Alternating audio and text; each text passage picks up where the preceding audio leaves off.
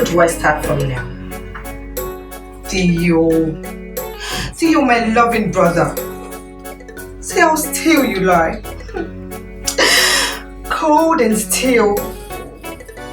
Theo, I know you wanted a quick burial after your death. But the people won't let me do as you have asked. Your wives wanted to bid you a final farewell, all three of them. Our brother Baba Jagbe, the Olori Ebi, who is the head of the family, insists on seeing you for the final time before you're being buried. Theo, there is this talk of you being an high chief, and Bishop Olatunjoye is threatening not to give you the church service until all this is being cleared up. After all you've done for that church. There is also this talk of them removing your name from the Grand Bishop's chair, which you bought for them, and the piano too. But nobody, Theo, nobody has dared to say they would demolish the bishop's house which you built for him. They jeer, my brother, just because of your little indiscretion of joining that club. Oh, Theo, if only you had told me.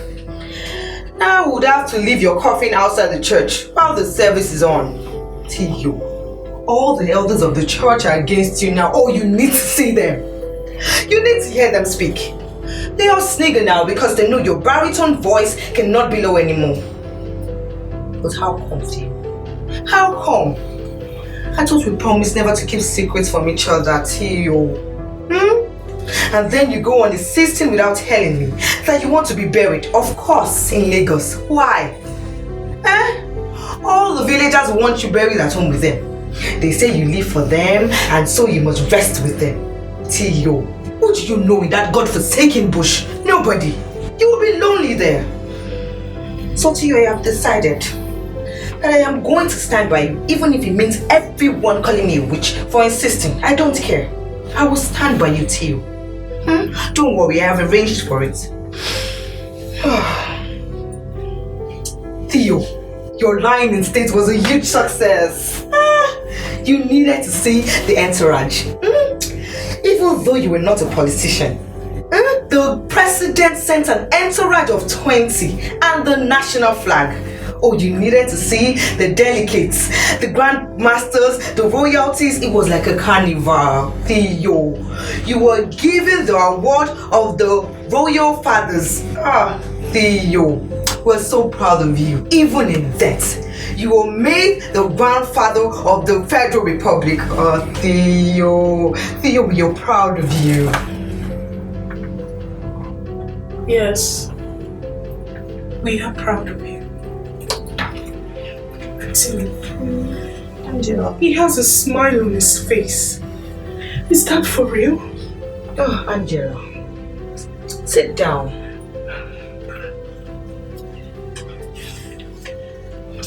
I think the makeup was a little too much. The undertakers were overzealous.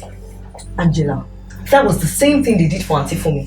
That by the time they were done with her makeup, our children could not recognize her. Imagine. An 80-year-old woman looking like a 16-year-old girl. Theo liked them. I remember how he sang their praises to the high heavens. Now see what they've turned him to. A cross between a black American pimp and a prostitute at Ojo Elegba. I hope God recognizes him when they finally meet. But one thing I know for sure is Auntie Fumi will.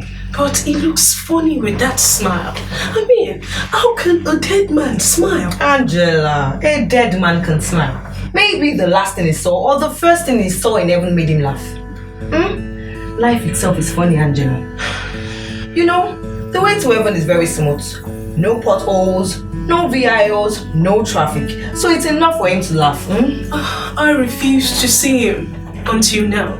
And even during the line in state ceremony, I kept looking into the faces of people, trying to find out who was genuinely sorry. I avoided glances at the coffin. I mean, there were too many people that I never thought this compound would ever empty out again. And see me. So, it is true. What is true? That's my Theo. My love. That Theo is gone. Of course, as you can see, my dear. He has been lying that way for the past 2 days. Not a drop of wine or beer. And not a sound of his baritone voice has been heard. I know. This house can never be the same without him. Auntie, how do we cope? Oh. Angela, I suppose as you can see, that your Theo is lying there with his over made up face, and if we don't bury him on time, his makeup will smudge. Your Theo, my loving brother, is dead. That is official. Oh. Do you need any more confirmation? I don't, and that is the saddest part of it. Because I tried to warn him. But in the 30 years of being married to this man, he never listened to me. My brother did not like listening to relevant naggings and gossips. He was a man of his own mind. Me? Gossip? Well, see him. Auntie, see him. Dead and gone. And see that girl. That temptress. The she-devil. And our keepers are kicking and alive, waiting for their next victim. But my God will judge them. He never sleeps or slumber. He sees the body and the soul. Angela, what did you say? I said my creator, my maker. I heard all those parts. Who is the she-devil and who is the keeper? I can't remember. I can't remember what I said. It is just that I can't remember what I said.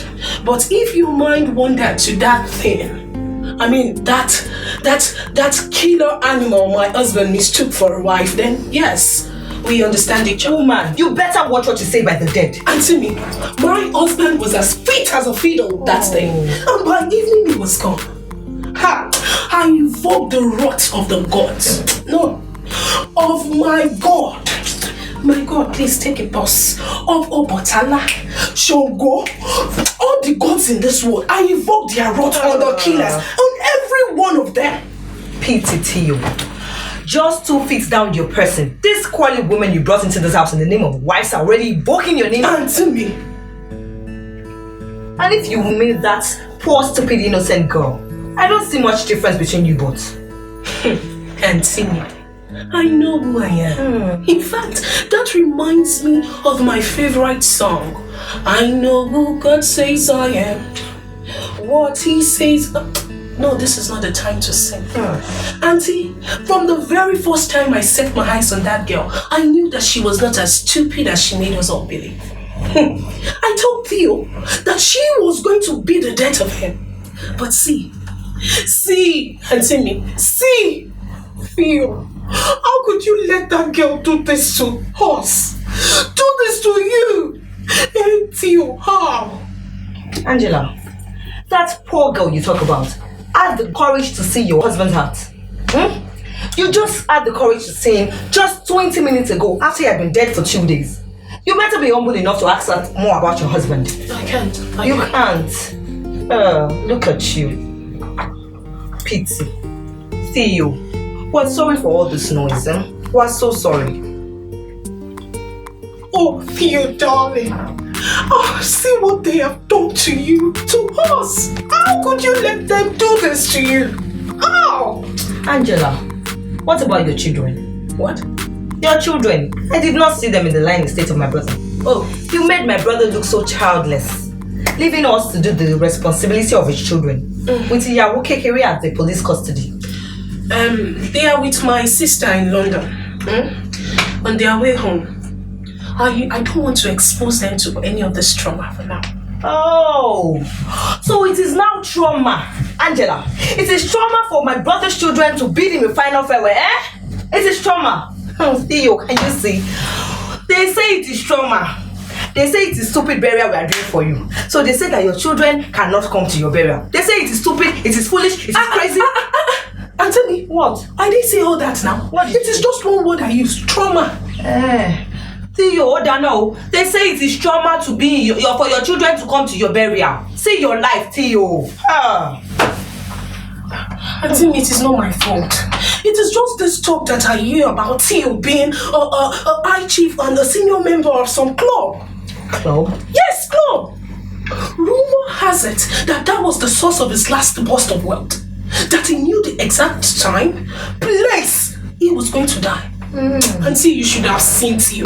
He smiled with everyone. And even entered my room for the first time in 20 months since he married that thing, that Dracula.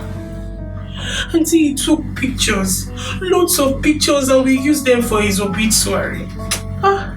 Theo sang and drank. He sang his favorite song, Shabba, and ended the day in that stupid girl's room where he eventually died.